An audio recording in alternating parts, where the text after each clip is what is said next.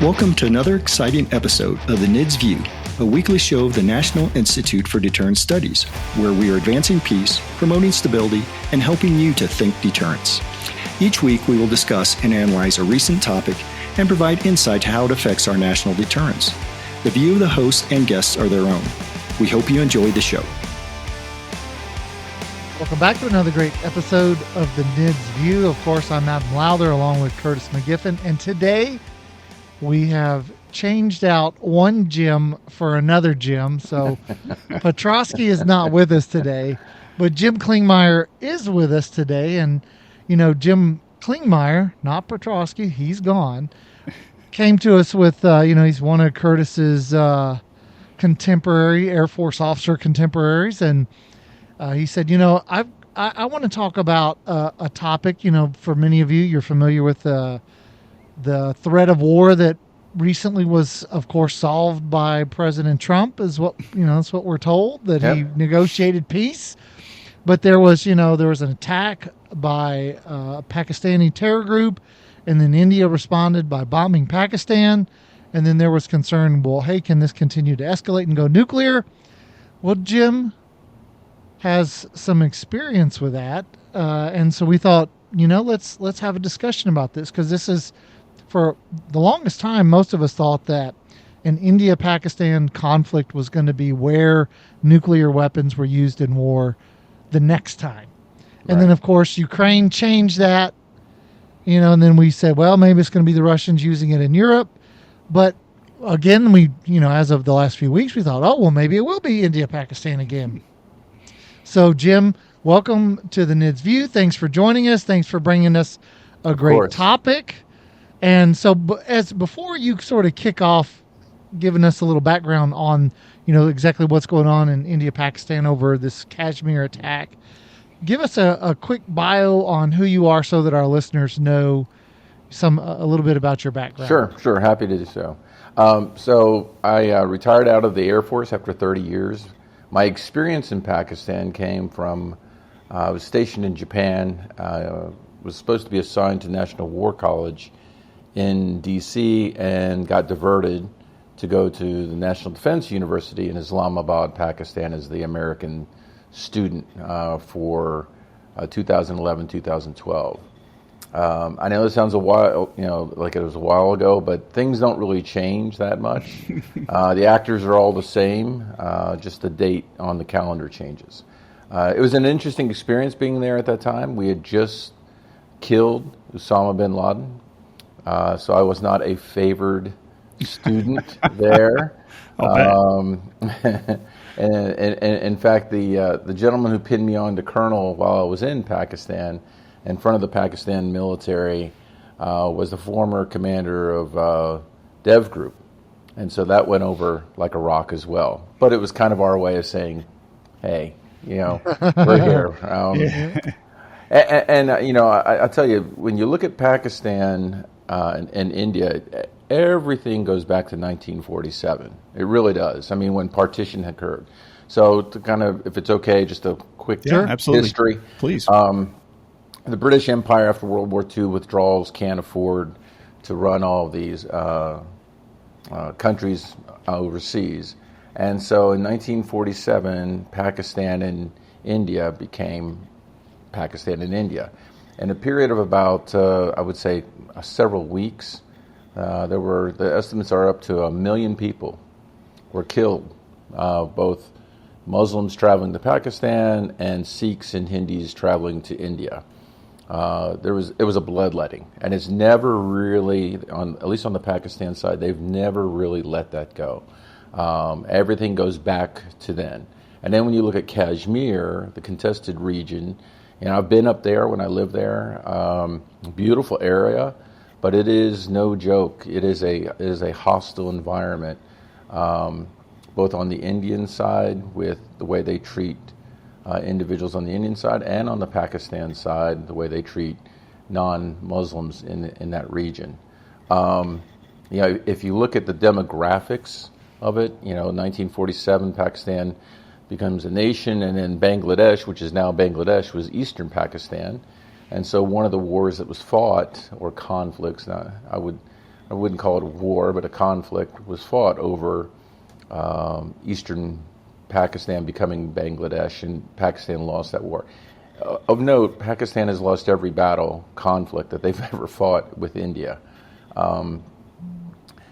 If you look at India's side, India has more Muslims in India than there are people in Pakistan. So it is an item that is at the forefront of their brain each and every day. You know, they're not looking for trouble, I don't think, but they know that trouble's there. So when you look at the terror group that killed, I think it was 25 individuals in Kashmir. That's an offshoot from LET. I think it was the Resistance Front is the name of it. But they'll change the names, but it's all the same, right? And so they go out and they do that. And then you got to ask yourself, well, how did this occur? Pakistan is an uncontrolled country in most of the regions. When I went up to Peshawar, when I lived there, there was no rule of law. I mean, and when you look at Kashmir, there's no rule of law there. The federal government out of Islamabad will defer to the local leaders because it's tribal in nature, but also, they don't want to rule it heavy-handed. They know that any one of those regions, those groups could pull away and do whatever they want to do at any time. So you've got this problem on the India side with, they're concerned about terrorists, homegrown terrorists. Then you've got the problem on the Pakistan side, which is a weak central government, strong groups, some of them terror groups, and everyone doing their own thing. And I think that when the president brokered that peace, I honestly think that was something that both sides wanted. Both sides wanted that off-ramp, because neither of them really can go into a sustained fight. I have my personal opinion who I think would win a prolonged fight, and it's not Pakistan. When you look at the numbers of troops, there's parity there, but the Indian side has the reserves are about 1 million in reserves. When you look at the technology, so when I was in Pakistan, I met Imran Khan, who is the father of the Pakistan nuclear program. He is under house arrest. He's not going anywhere. But his opinion was a nuclear weapon made Pakistan great. That's what brought them to the forefront. They are considered a player on the world space. Financially, economically, they just got another IMF loan, right? Since 1948, I think they've had I don't know, almost a dozen loans from the IMF to keep the country afloat. So I think a lot of folks worry more about the economy inside Pakistan than they do about a conflict with India. That's kind of a thumbnail historical sketch, so I apologize for going on. No, it's great. It's great. It's interesting. I spent quite a bit of time in India, and from an Indian perspective, I thought the Indians would talk about Pakistan a lot. In terms of the enemy, they're only concerned about the Chinese. They feel the Pakistanis are somebody they can deal with. They're not a particular threat, and much like you, they see Pakistan could potentially cause devastation in parts of India if they use nuclear weapons, but they would ultimately lose a conflict. Yeah. I'm sorry. Go ahead. Well, and just that this with Hindu nationalism under Narendra Modi sort of taking off. We donate to there's an organization called Voice of the Martyrs, and so it's a organization that supports missionaries all over the world, and so we and you get a magazine every month, and one of the places where Christians are being persecuted the most is in India now, whereas Hinduism has historically been very tolerant, and you could go into a Hindu shrine and you could see a Buddha, Jesus, sure. You could see everybody. Yep. But under Hindu nationalism, it's become, much less tolerant. And so I've wondered how that limited tolerance or that reduction in tolerance under the Modi government is going to impact its willingness to go to war with Pakistan over provocations that historically India would respond, much more mildly to. Yeah, when I was in Islamabad, they had a national day, and so the ambassador from India was there. And I remember talking to him, and I remember going up and telling him, I'm like, it's so nice to meet you. Finally, someone else who's more hated than me in this reception. And we laughed about it, but the Pakistan intelligence services were right on us. But when you talk to Indians, they've moved on. They look at Pakistan as a nuisance, nothing more. But unfortunately, they're a nuclear armed nuisance. And so I think that they keep that in check. I mean, I'll guarantee you the Indian intelligence services were using all the electronic means, electronic intelligence, signals intelligence, just to find and make sure that none of those weapon systems that can deliver, whether it's cruise missiles, subs, whatever, was actually ginning up, right? But I think that, India's about making money and moving forward. And your point, you brought their number one concern is China. When we were in Pakistan, the Chinese came in and secured Gwadar Port, and that was one of their string of pearls that they wanted. And the port's absolutely useless. I went down there. Chinese came and built it, but you can't use it. I mean, a lot of the stuff they put in. Now, this is years ago, and it may have changed, but the stuff they put in wasn't really useful. But then when you look at the weapon systems, a lot of folks say, well, the Pakistanis have F-16s. Well, they also have U.S. Air Force pilots on that base. And a lot of folks are they there to train? Kind of, but they're also there to keep an eye, to make sure those F-16s don't travel somewhere else where we don't want them to go to. And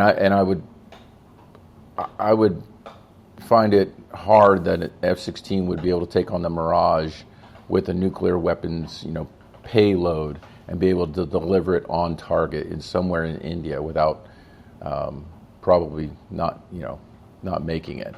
Is a nice way of saying it. Yeah, I mean, and this goes back. If you look at the internal tensions in India before partition, with Mohandas Gandhi and the other senior leaders, and your Muslim leaders in India at that time, there was always quite the rub, and the Muslim leadership always felt that the Muslims never quite got their fair shake. Right. And that seems to have carried over, here we are 70 something years later, and that sort of that culture. And you had British educated, senior leaders, on the Muslim side. Some of the Muslims were some of the most well-educated, sort of, worldly of all of India's leaders. They were quite, knowledgeable and stuff, but there was always this sort of cultural, and for the Hindus, the Hindus had been oppressed by the Mughal Empire, which then was replaced by the British. And so I'm not surprised to see the kind of Hindu nationalism that we're seeing now, because Hinduism has been very tolerant of external sort of, I don't want to call it oppression, but external leadership sitting on top of Hindu society. But it does seem to be coming to a head now. And it's very interesting to me to see how this kind of plays out, where, we both acknowledge that, China's the threat and China's the concern, whereas it's in many respects to us, I think there's the analogy, they're all wrong, but some are relevant. And that would be, that North Korea is to us sort of what Pakistan is to India. That's very, and that it's a nuisance. Yep. Yeah, it's a nuisance that occasionally causes trouble to make sure you remember they're there. That's right. It's the little man syndrome, kind of thumping you in the chest, and you're just like, don't do that. Just don't. And the other thing that other than this nationalistic view on, I would say, on Pakistan's side, saying, hey, look, we're important. We've got these weapon systems that can bring great heat to bear, no pun intended. But at the same time, it's economically and commercially. So if you look at Kashmir, The big issue that the Pakistanis have with Kashmir is they always accuse India of controlling the water up in the Sachin Glacier, and that's important to Pakistan because without that water, everything ceases to exist, right? I mean, they're going to be in a world of hurt, as far as commercial farming and the population.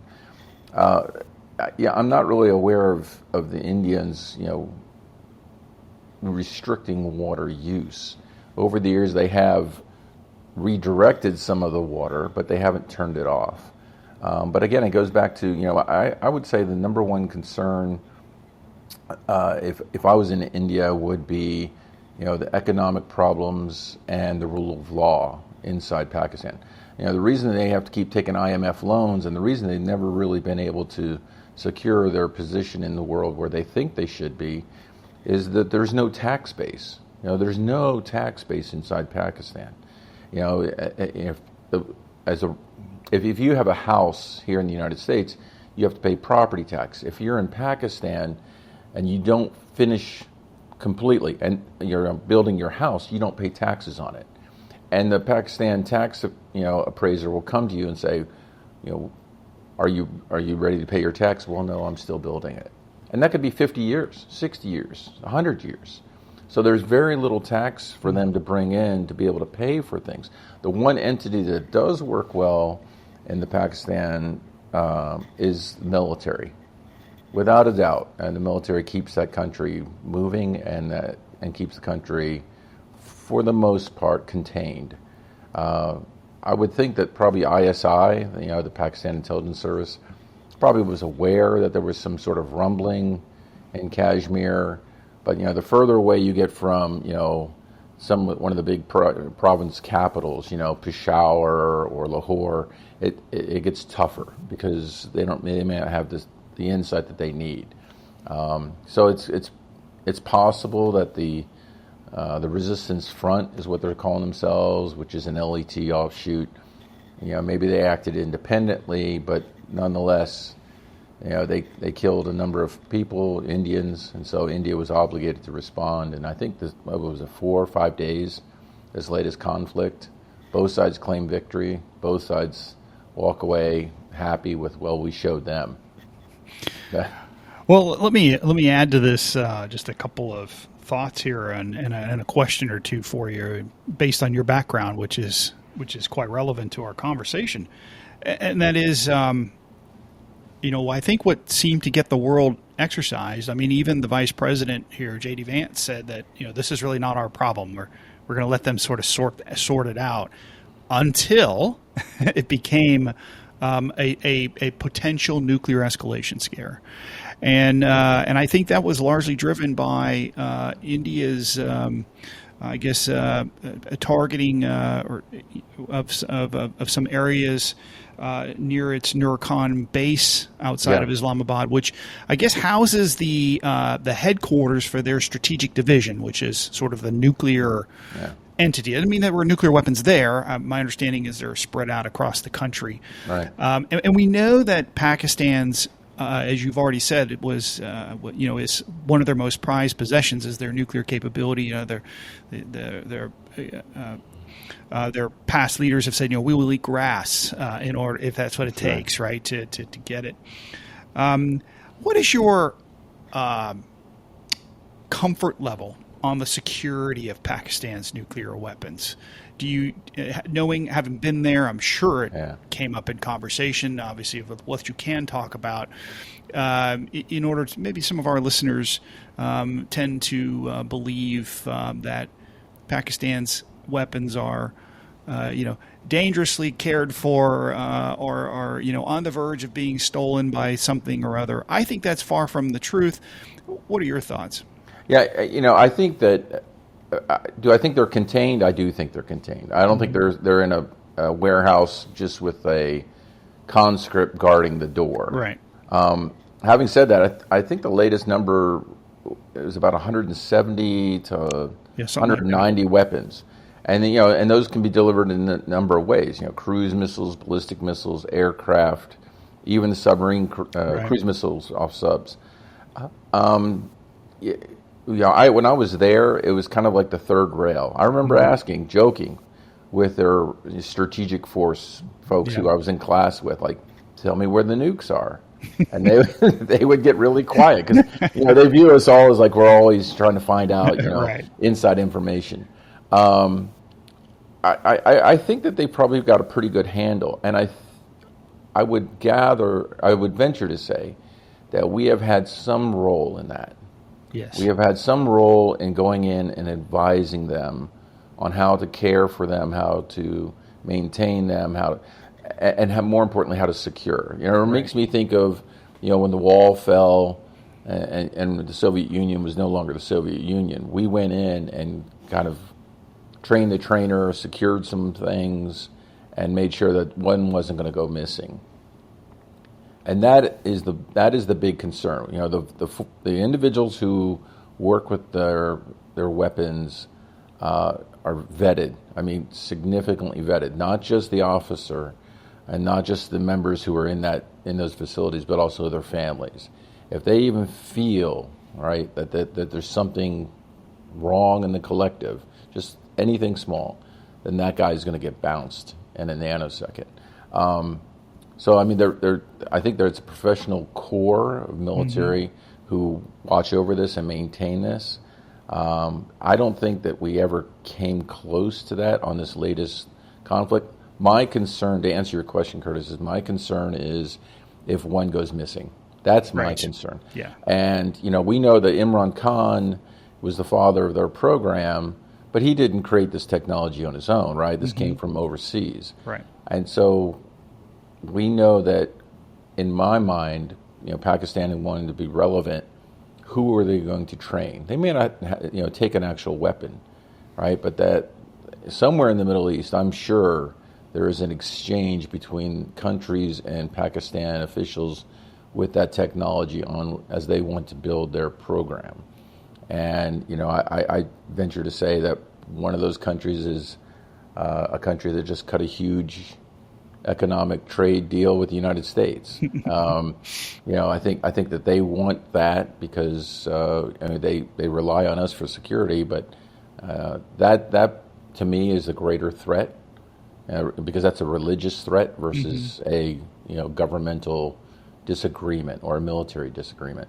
But I think they keep building these weapons, and my concern is one's going to go just a little bit here, a piece there, and it's just going to go out the back door. But I don't see any. I've never heard any indications of that. I've never seen the Pakistanis. When I've asked those questions, they're like, "That would never happen." I'm like, "Never say never. Never say never." Let me follow up, and that is, many strategists project that Pakistan's desire for nuclear weapons, besides the international prestige, is that they lack strategic depth against a larger Indian army, and that the purely a nuclear deterrent idea is to protect them from a conventional invasion. The threat would the goal is to convince the Indians that juice isn't worth the squeeze. And this theory of the stability paradox, that when you have nukes, you tend to be a little freer below the threshold to want to go out and sort of raise some conventional hell. From your perspective, had there not been, so a lot of people look at this issue as saying, because both sides were nuclear armed, this was super dangerous, as was Kargil and past events. My argument is that because they were nuclear armed, this stayed incredibly small and could have become much bigger. And so my question for you is do you think, had they not been nuclear, never mind one or the other, both of them not nuclear powers, with the conventional armies that they have, that this could have actually escalated into a real bona fide cross-border conventional war rather than this fear of a nuclear escalation? Yeah, without a doubt. I mean, it is the way for them to argue both for both countries to be on the world powers with parity with everyone else. But at the same time, if they didn't have that, I mean, if in my mind, if LET or the TRF had attacked and killed 20 some odd Indians in Kashmir, and there hadn't been weapons, without a doubt, the Indians would have walked in there, and there would be a bloodletting like we haven't seen since 1947. I think that having the weapons is a deterrent, but I also think it allows them to escalate to, in this case, the U.S. or anyone else, a world power, to mediate, to get them on the off ramp of, hey, listen, we need to dial it back. This isn't in anyone's interest. But if at the end of the day, people say, both countries say they won, but Pakistan just got another IMF deal, despite India's protest on it. But India doesn't really carry that much clout on the IMF as far as the voting bloc, and so now Pakistan got their money. I don't think they did this. Let me be clear. I don't think they did the attack to extract that payment from the IMF. I think that was already ongoing. But ending that conflict, the most recent conflict, I think, showed the world that, hey, we can be grown-ups too, right, and kind of de-escalate when we need to. But absolutely, it would have been a bloodletting, without a doubt. Let me just offer one more observation, then Adam will let you close us out. And that is, I think, Jim, your observation is that the Trump administration's intervention at the late hour created this off ramp to de-escalate. Is that your perspective on this? Yeah, absolutely. I tend to agree with that. I like to make an observation to our listeners that India and Russia have enjoyed a close relationship for decades. Where was Russia? China and Pakistan have a relationship that is almost as close as an alliance. Where was China? Neither one of these supposed superpowers showed any interest in intervening and trying to settle their spheres of influence, so to speak, into downgrading this war. They were enjoying a parade in Moscow while this was going on. Right. And so I really want to remind the world, when we look at who is the true superpower for peace, it is the United States and its desire to, and particularly this administration and its ability to offer with reasonable confidence and a lot of face savings to the actors engaged, ways to get to change that behavior and de-escalate. We're seeing that all over the Middle East as well. So if you're a proponent of peace, as I am, and as I'm sure Adam and Jim are, when you're thinking about which side to link arms with, it may be this side as you look through this. And I'll remind again, India is now the most populous country in the world, surpassing China. And so it knows what its capability is in the future. And with purchase power parity and a growing economy and nuclear weapon technology already existing, they are on their way to superpower status, whether the region realizes it or not. Yep. I think good points, all good points. And I think Pakistan just is looking in the rearview mirror of life, looking back at 1947. Right. And I used to tell the officers when I was there, you guys got to look forward. Look out the windshield of life. Stop looking in the rearview mirror. Good point. Because on the Indian side, they're going. They're moving forward. That's right. Both economically, socially, militarily, and Pakistan's still, to a certain degree, stuck. Yeah, good point. They're just stuck. So good point. Well, I'll leave the rest to you, Adam. It's interesting because I would submit to you that Pakistan is the opposite of the United States in the sense that if you go to Islamabad, there's some great folks there. They're cosmopolitan. They're well educated. You wouldn't feel out of place working with them in the United States. There's a lot of great folks, but the further you get out in the country, it changes a lot. And the folks that are further out tend to be the ones that are going to be more supportive of, some of these terror groups, some of the efforts to push back against the Indians. And whereas, like, if you look in the United States, if you go to places like Kansas City and Cleveland, Tennessee, and other places, that's where people don't want to go to war. They want to sort of, work their jobs, raise their children, they're not filled with grievances. And you have to go to the Beltway to find folks who are looking for the next place to go and exercise U.S. military dominance. It generally, it radiates from the Beltway. It doesn't radiate from, that's right, Oregon and Wisconsin, and you pick a place. Right. Those folks are just focused. Whereas in Pakistan, it's kind of the opposite way. You find your peace in the, in the large cities like Islamabad, and they're international communities, and they're places where, you and we have some other NIDS folks who have worked at think tanks there, and a lot of great people.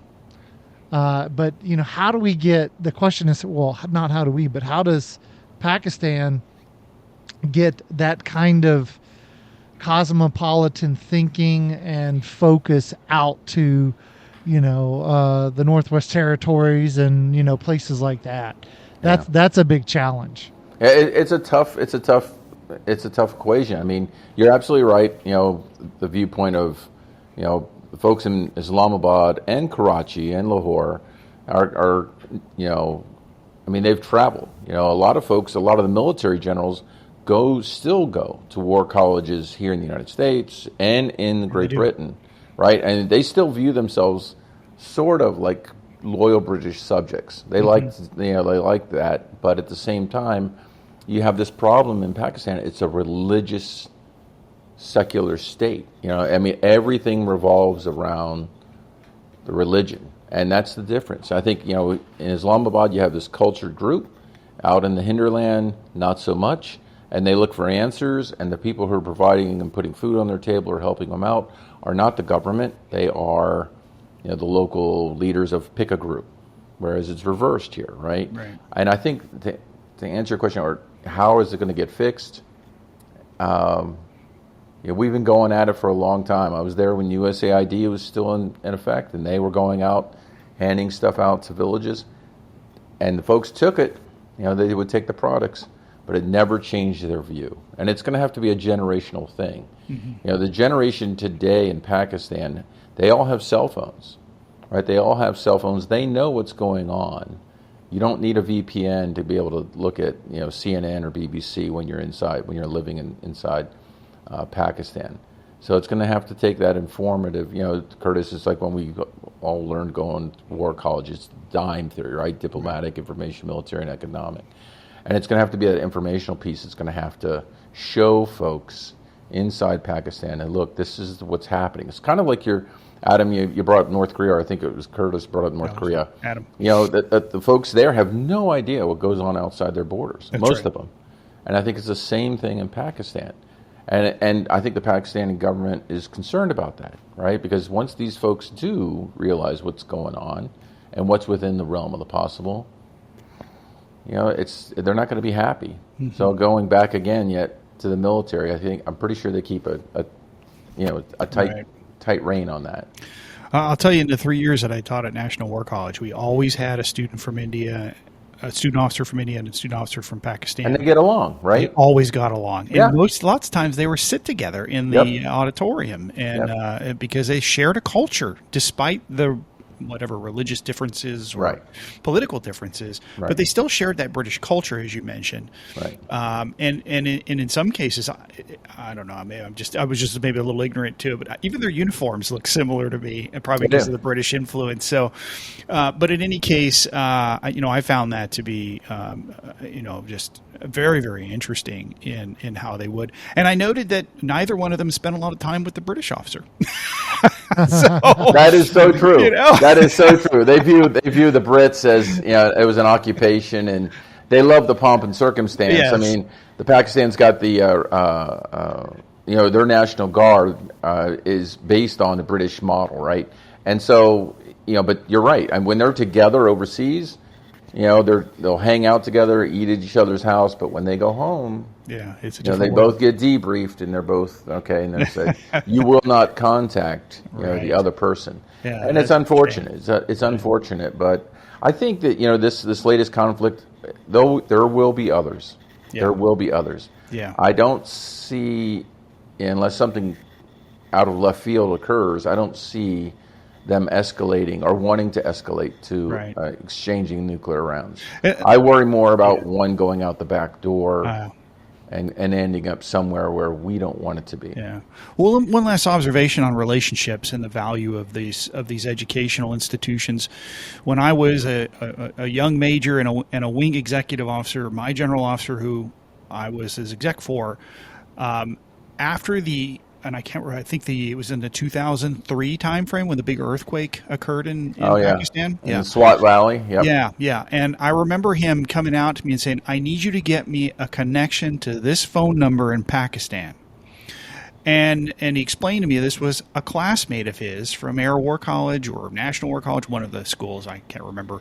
And as a young major hadn't yet been to school, it was, oh, you've got a relationship with a foreign officer? It was new to me. I just didn't connect.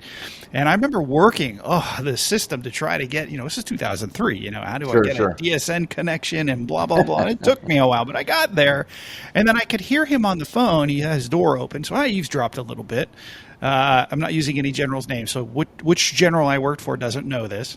Sure. But I listened to him, and I could hear him. How is your family? How are you doing? What can you tell me? What can I do for you? That was the concern from an American general officer to a Pakistani, I don't know what rank, colonel or general, and in genuine relationship. And hearing his response to what I could presume were his replies, which were, thank you very much for your thoughts and concerns. And there's, the American military is here. I remember the Chinooks didn't take long for the Chinooks to get into the valley and begin to bring in aid and relief and so forth. And so those relationships last forever. And it is why it is always important to have officers from all of these different countries come to these schools and build relationships with American officers. Yeah. I'll tell you, they last a lifetime. Yeah, I still keep in touch with probably a dozen of them. There you go. Over the years, people move on, people retire. But it's interesting, the ones who've made it, who are now 3-star generals or going to be, corps commanders.